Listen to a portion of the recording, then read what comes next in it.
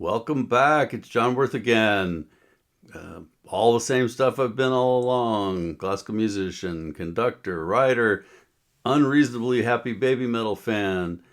Tuning in for something new. This is actually my first real live, first time reaction. Haven't ever tried to do one of these without already knowing what's going to happen. The three of us got together and decided they'd send me because, I'm the new guy, so I don't have any preconceived notions, or at least fewer than they do. And so this this song, people I've heard actually had somebody write a comment on one of my videos like, "Are you okay?" They're like concerned about my mental health based on what this song is. This is concerning. Yes, I would say it's concerning when people are actually worried about you because of a song. So yeah, I am concerned. I am very concerned. Slaughter to Prevail. I've heard a few of their songs. I did not enjoy very much of any of it. So I'm curious though because I know the girls have a moderating effect on whoever they're with, like, whoever else is in the room with them. So I think if anything could make Slaughter to Prevail palatable, it would be the presence of baby metal. So we'll see how that works out. And before starting, though, I do want to say that the most interesting thing so far is the fact that it's that short showing Momo swearing. Give me your best scream. This is. Am I right that there has never been a case of a member of baby metal swearing, in public, recorded? Because I don't think that Baby Metal HQ does much by accident. The fact that they've done that seems to me something intentional. They're trying to accomplish something by doing that, and I'm not sure what it is. It's going to require some thought, but so far, my thoughts are this: why Momo? And I think the reason might be, well, I can say a couple of reasons. One is that she's new. And for all the people who've been with the band a long time, the idea, the people who still have the pre-teen or early and mid-teen version of baby metal in their head, how are they going to react if, say, Momo starts swearing? I mean, Moa or Sue. I mean, I could see Sue swearing because she's in charge. Moa doesn't obviously seem like she would be swearing, but there is something about Moa. I don't know if I've mentioned this before. There's something about her that makes it seem like there's a lot going on under the surface. I never feel like I know for sure what's going on with her. I said once that I find her the most interesting member of baby metal, and that is definitely still the case.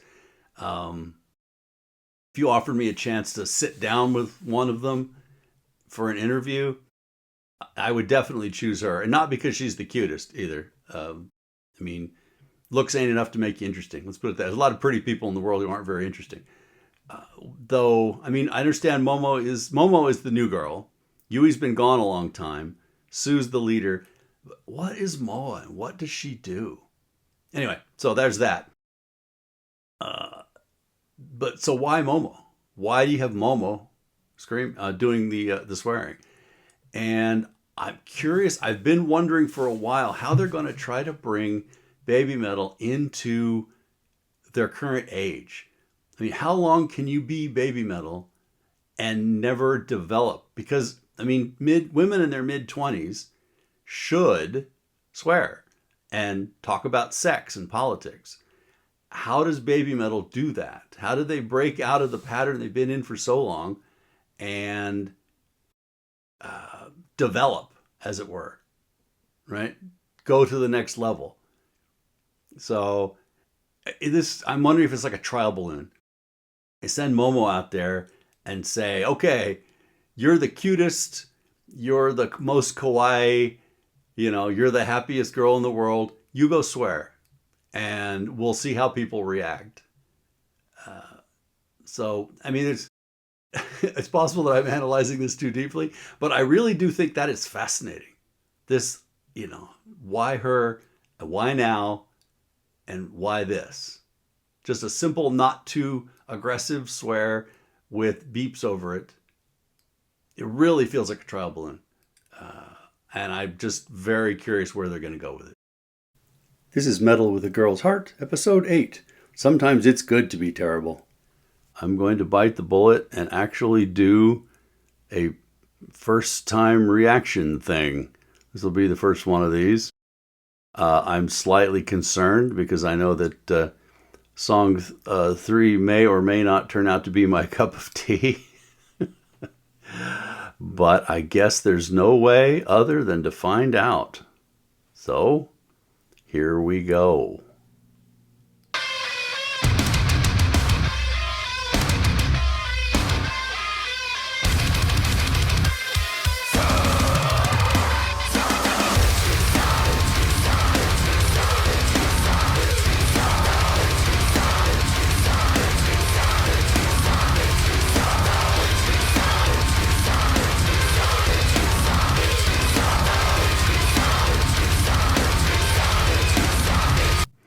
I know some of you are worried about me at this point, but interestingly enough, this is not necessarily disqualifying.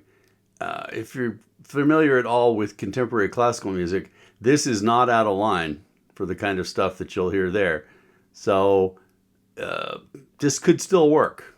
We'll have to find out.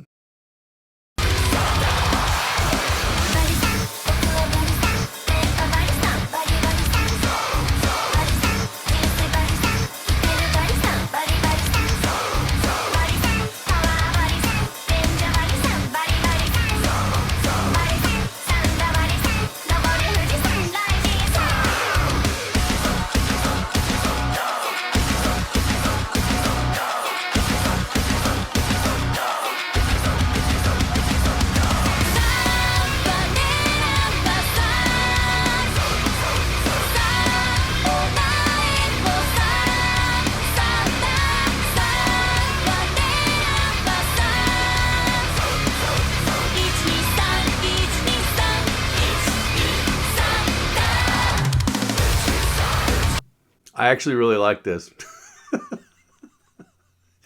Yes, it's loud and it's rowdy and sort of obnoxious in some ways, but it's all sound effects. I mean, these are not really words that are being said, right? The intention of everything on here is just to be a sound. And that's different than sort of growling a vocal. You're simply producing sound effects at this point. So I should track down some classical piece that might give you some idea of what I'm talking about. But no, so far, this is actually pretty awesome.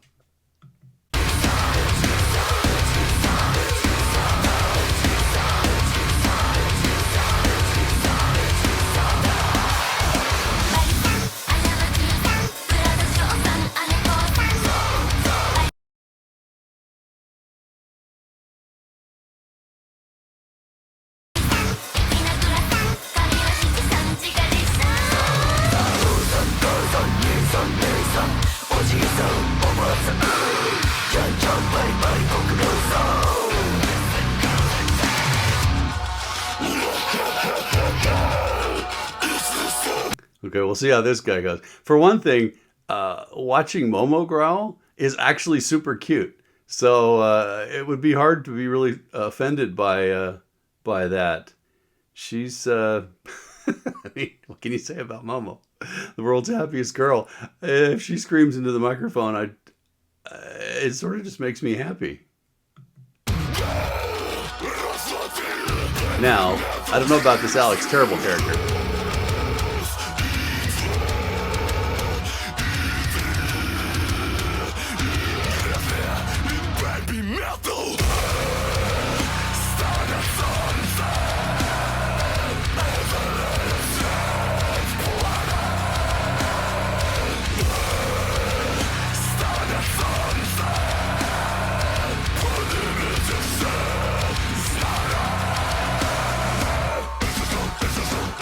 Okay, now that section got a little bit old.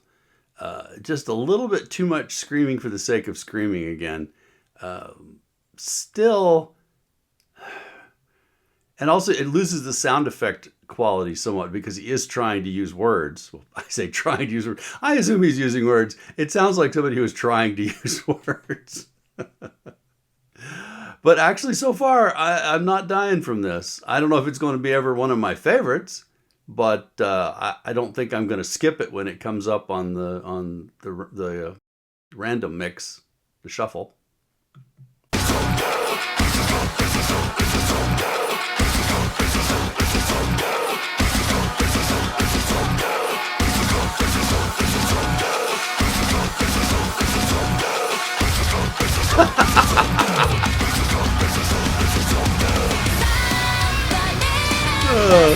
The girl's judging him there. What a classic moment.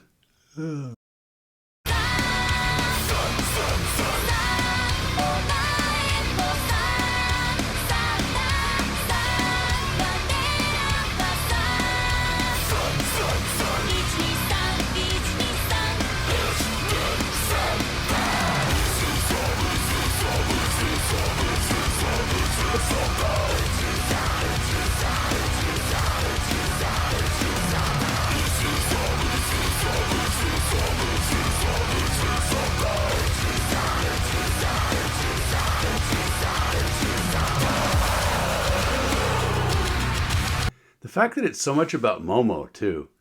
Like when she's pounding the desk there. This is the world's like happiest, cutest girl, right? The most kawaii thing on the planet. If you collected everything in the world that was kawaii and rolled it into a human form, it would be Momo. And yet here she is bellowing and pounding on the desk.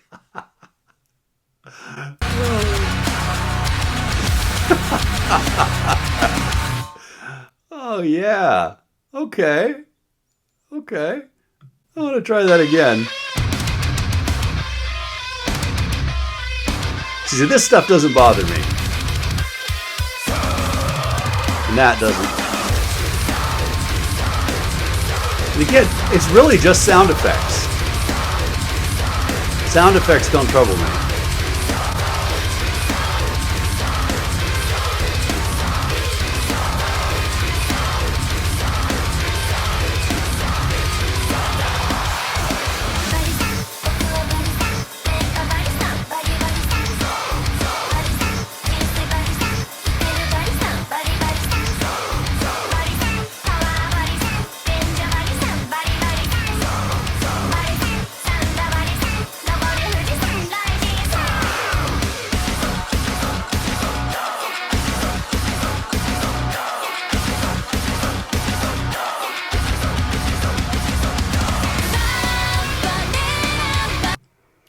Yeah, so it is a little repetitive. That Ichi-san, or whatever that is. There could be a little bit more variety there. It's interesting that I'm wondering if they're planning to do something with this. I've been curious if maybe they're going to have Momo growl more and Sue sing the lead, and then Moa can maybe go back to her role as sort of Sue's number 2, doing standard clean kawaii. We'll see how that works out. Only the future will let us know on that, of course.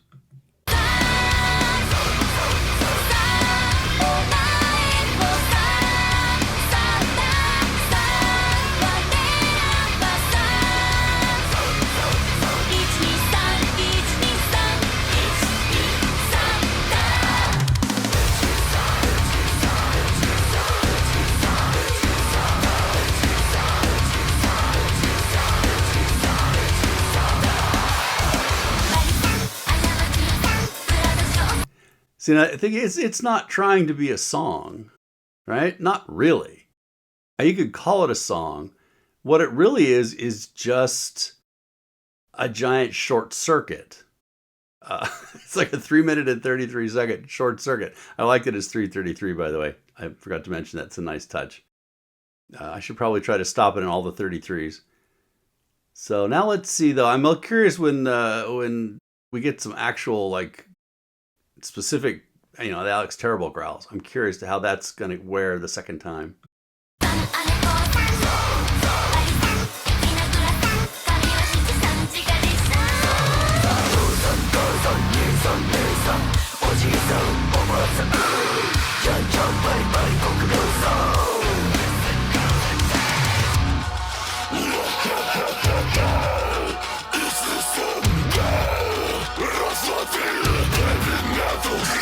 Now, see, I'm on record as saying that I'd rather have a root canal than listen to Slaughter to Prevail. And I think that still holds based on what his parts are. But the thing that the girls do is they tone down the craziness, right? Having them there, you think about like how hard Ollie Sykes goes in Kingslayer, and yet whenever Sue comes in, it lowers the temperature. Same thing with Bake Off. Actually, somebody told me that both Ollie Sykes and the guys from Bloodywood both went harder than usual, which makes sense. I mean, having Baby Metal there in the room instantly lowers your temperature, lowers the aggression factor, and it opens up more space. Having that female presence and a female voice really opens up space for men, widens the available palette, I guess. I don't know if there's a better way to put it than that, because there's all that room between the low male and the high female voice. If she's not there, I don't know how to describe it. It's as if there's a narrower range available. But putting her up here, now they've got all this space to work with. I'm trying to make this sound coherent, but I'm not sure it's succeeding. I at least understand what I'm talking about. All right, here we go. Let's watch Alex Terrible work.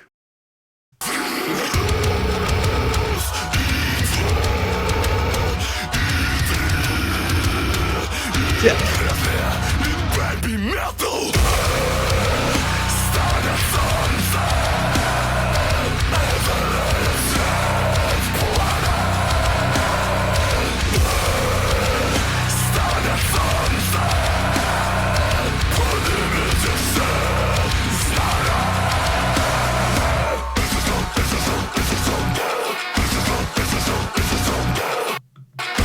There we go. Stopped on 233. Yeah, see, again, his vocals are not really vocals. They're just noises, right? Now, whenever he tries to start pronouncing words, that might be different. But, yeah, I can imagine listening to him alone would be a non-starter. All right, here we go.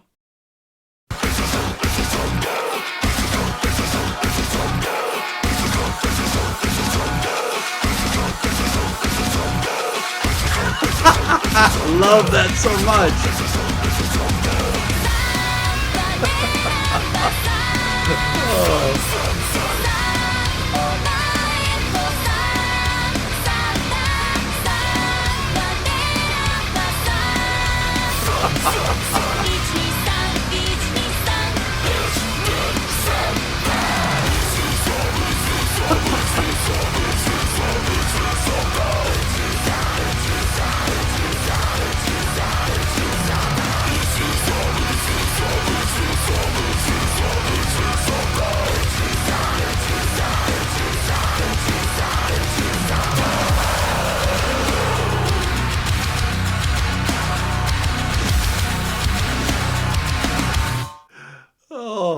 My cheeks hurt.